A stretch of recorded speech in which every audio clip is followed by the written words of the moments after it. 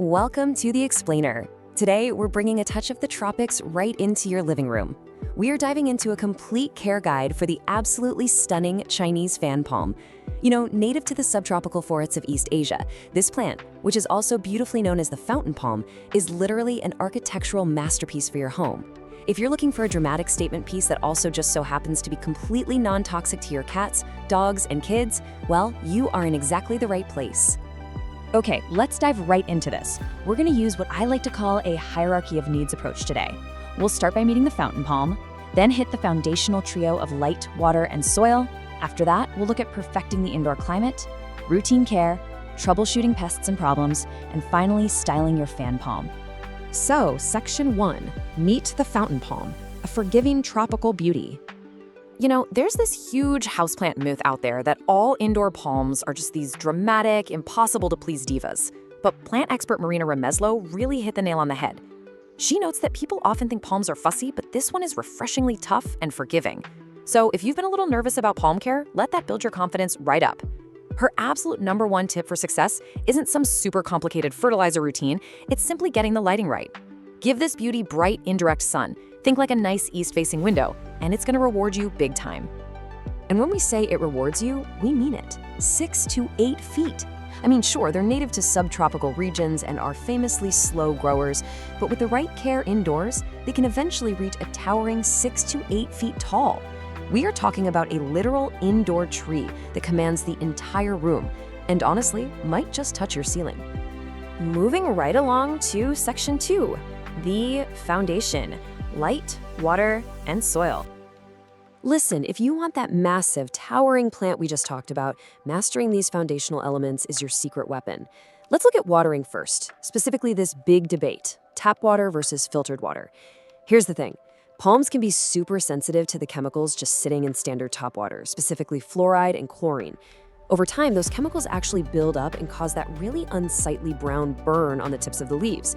So if you want pristine, perfectly green fronds, using filtered, distilled, or even collected rainwater is just vastly superior. Oh, and remember, you only want to water when the top 2 to 3 inches of soil feel totally dry to the touch. And this brilliantly illustrates your soil options. Whether you just grab a pre-made store-bought palm mix off the shelf, or you're the type who likes to DIY it, mixing 2 parts peat moss or cocoa coir to 1 part sharp sand or perlite, the end goal is exactly the same. You absolutely need a well-draining peat-based soil. And of course, potting it in something with drainage holes is non-negotiable. Seriously, if water can't escape, your roots are just gonna sit in muck and the plant will basically suffocate. No one wants that. All right, climbing up our hierarchy of needs to Section 3, perfecting the indoor climate, temperature and humidity. So this palm loves the warmth, ideally somewhere between 70 to 80 degrees Fahrenheit during the day. But here is the absolutely crucial part. It despises cold drafts. Hate them. You got to keep it far away from drafty winter windows or, directly under blasting AC vents. Stability is its best friend here. But temperature is really only half the equation, 40 to 50%. That right there is the golden rule for humidity. Just like it dries out our skin in the winter, dry indoor air is the ultimate nemesis of tropical palms. If your home's air is bone dry, those gorgeous fan-shaped leaves are just going to turn crispy and brown at the edges. So how exactly do we fix that? Well, we give the plant to drink from the outside. Here are some actionable steps to hit that golden humidity rule.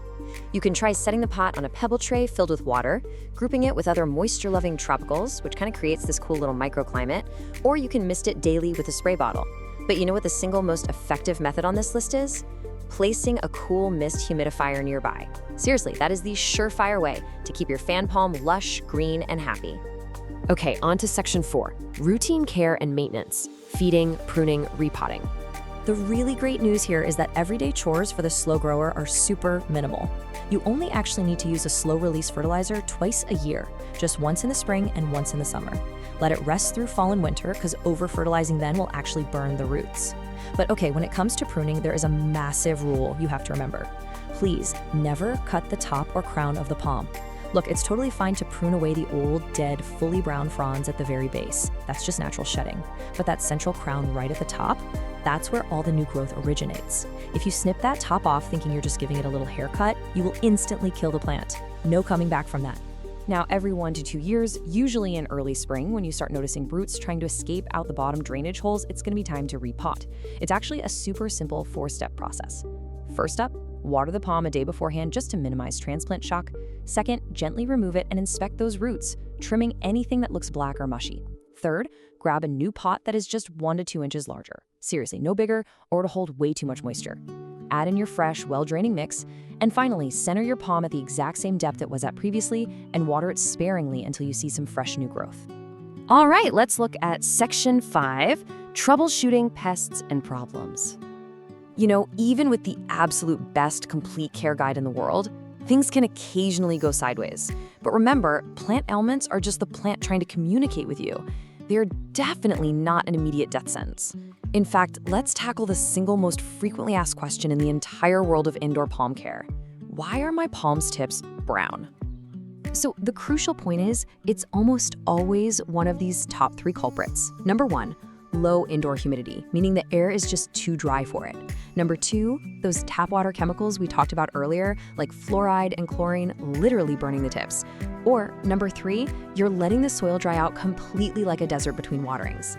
Do you notice how all of these connect directly back to those foundational rules we established at the very start of this explainer? If you just fix those fundamentals, those brown tips will stop spreading for sure. Now, the one issue that is truly, genuinely dangerous is root rot. This is a fatal condition usually caused by loving your plant a little too much, aka overwatering it. If you see a mushy base, rapidly yellowing lower leaves, and the plant is actually wilting even though the soil feels soaking wet, yeah, you likely have root rot. You prevent this by strictly following our golden rule. Only water when the top 2 to 3 inches of soil are completely dry. And please, never ever let the pot sit in a saucer full of standing water.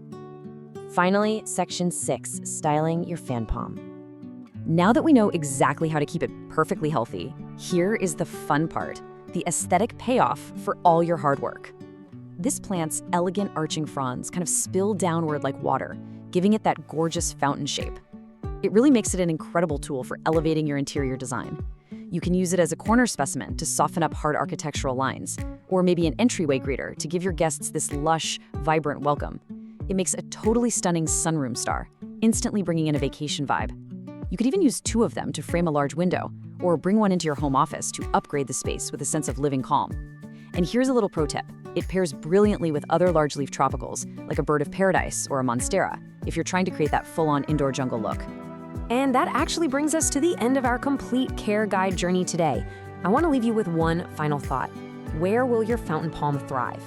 Now that you know all the secrets, the bright indirect light, the properly draining soil, the absolute magic of a good humidifier, I really encourage you to walk around your home, evaluate your lighting, check your spaces, and find the absolute perfect spot for your new tropical centerpiece.